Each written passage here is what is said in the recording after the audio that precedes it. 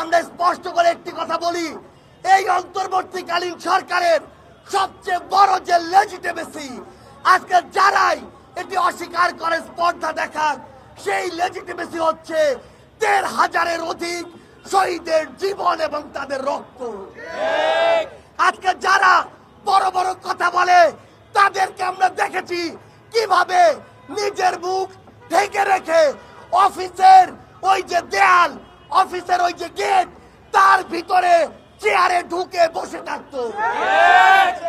আজকে যখন ছাত্র জনতা চেয়ার থেকে বেরিয়ে এসে, অফিসের ওই লক গেট থেকে বেরিয়ে এসে রাজপথে রক্ত দিয়েছে, জীবন দিয়েছে, তখন সেই জীবন যারা দিয়েছে তাদের বিচার ব্যতীত যারা শুধু নির্বাচন করে, তাদের চোখ ওই রক্তের উপরে নয়, তাদের চোখ ওই জীবনের দিকে নয়, তাদের চোখ শুধুমাত্র ক্ষমতার দিকে।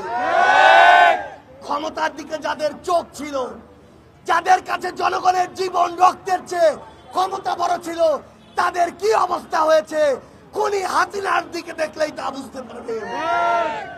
আমরা স্পষ্ট করে বলি, এই বাংলাদেশে ওই হাসিনা, খুনি হাসিনা হয়ে উঠেছে যে স্বৈরাচার তৈরি করেছে, যে সিস্টেমটা তৈরি করেছে, এদের সামগ্রিক বিচার না হওয়া পর্যন্ত এই বাংলাদেশে অন্য কিছু চিন্তা করা শুধুমাত্র ব্যক্তি স্বার্থকে প্রাধান্য দেওয়ার সবচেয়ে বড় লক্ষণ।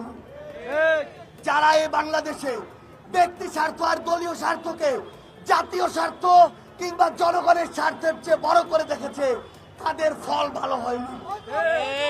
আমরা স্পষ্ট করে একটা কথা বলি, আমরা পুরো বাংলাদেশে দেখতে পাচ্ছি রাজনৈতিক কিছু দলের কিছু নেতা কর্মী, আইন শৃঙ্খলা রক্ষাকারী বাহিনীর ওই অংশ যেটি আওয়ামী লীগের সময়ও আওয়ামী লীগের দালালি করেছে, তাদের সাথে একসাথে পুরো দেশে মামলা বাণিজ্য করছে।